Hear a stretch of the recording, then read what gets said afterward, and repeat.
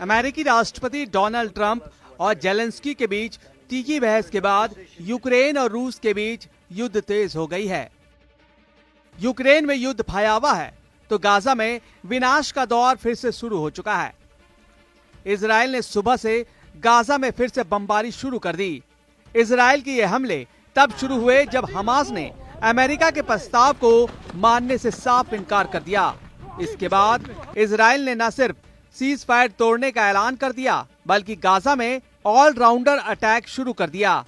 तो सवाल यही है कि क्या गाजा में अब युद्ध की जो आग भड़की है, क्या उसमें पूरा अरब जलने जा रहा है? यही वजह है कि ईरान भी युद्ध की तैयारी कर रहा है, परमाणु बम बनाने की कोशिश में जुटा है। दुनिया आज भी महायुद्ध के उस मुहाने पर पहुंच गई है जहां करीब 1.5 साल पहले खड़ी थी। ट्रंप और जेलेंस्की में झड़प के बाद न सिर्फ यूक्रेन जंग की आग में भड़ गई है बल्कि गाजा युद्ध ने भी विकराल रूप ले लिया है। जिस वक्त यूक्रेन और यूरोप में एटमी विनाश का खतरा मंडरा रहा है, उसी वक्त अरब में भी महायुद्ध की आशंका बढ़ गई है। गाजा में इजराइल की बमबारी शुरू। दोनों मोर्चे पर विनाश का नया दौर ट्रंप की वजह से शुरू हुआ। यूरोप और यूक्रेन युद्ध विराम को तैयार नहीं हुए तो अमेरिका ने यूक्रेन युद्ध से अलग होने की घोषणा कर दी। इसी के बाद रूस ने यूक्रेन में जबरदस्त तबाही मचानी शुरू कर दी है। अमेरिका ने यूक्रेन की जो सप्लाई रोकी है उसे इजराइल को देना शुरू कर दिया है। इजराइल को अमेरिका से हथियारों की नई खेप मिली तो इजराइल ने गाजा में फिर से नरसंहार शुरू कर दिया। नेतन्याहू ने अमेरिकी राष्ट्रपति डोनाल्ड ट्रंप से बात की। अमेरिका से हरी झंडी मिलते ही नेतन्याहू ने सीज फायर तोड़ने का ऐलान कर दिया। इसी के साथ गाजा में इजराइल की बमबारी शुरू हो गई। गाजा में सीज फायर उस वक्त टूटा जब इजरायली एयरफोर्स ने ताबड़तोड़ बमबारी शुरू कर दी। मध्य गाजा में इजराइल ने एक इमारत को टारगेट किया। हमले में इमारत जमींदोज हो गई। उत्तरी गाजा के बेत हनून में इजराइल ने ड्रोन हमला किया। हमले में कई लोग मारे गए। खान यूनिस में इजरायली बमबारी से कई इमारत ध्वस्त हो गई। 7 लोगों की मौत हो गई। हमास के ठिकानों को मलबे में बदला जा रहा है।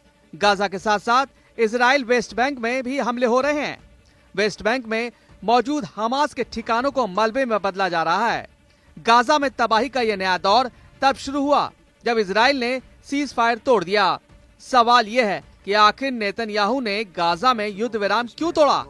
दरअसल इजराइल अमेरिकी प्रस्ताव के तहत रमजान तक सीज फायर को बढ़ाना चाहता था, लेकिन हमास इसके लिए तैयार नहीं हुआ। हमास का कहना है कि इजराइल दूसरे चरण की बातचीत नहीं कर रहा है, बातचीत के बजाय सीज फायर को बढ़ा रहा है। हमास ने इजराइल के इस प्रस्ताव को मानने से इनकार कर दिया तो इजराइल आग बबूला हो गया और इसी के बाद गाजा में विनाश का नया बवंडर आ गया।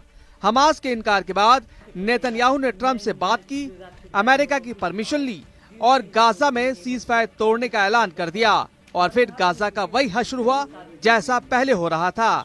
अगर हमास नहीं माना तो नतीजे और भयावह होंगे। इजरायली सेना सिर्फ हमले ही नहीं कर रही बल्कि गाजा में मिलने वाली सभी तरह की मदद को भी रोक दिया है। इजराइल ने उन सभी क्रॉसिंग को बंद कर दिया है जिसके जरिए गाजा में राहत सामग्री जाती है।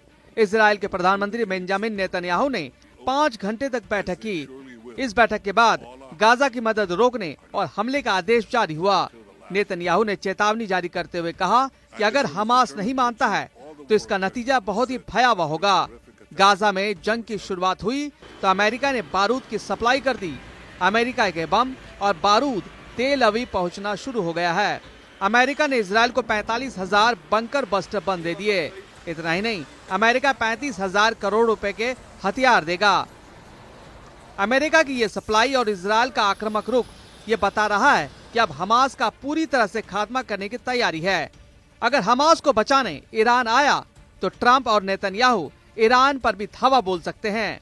फिर दुनिया पर वर्ल्ड वॉर 3 का खतरा मंडराने लगेगा।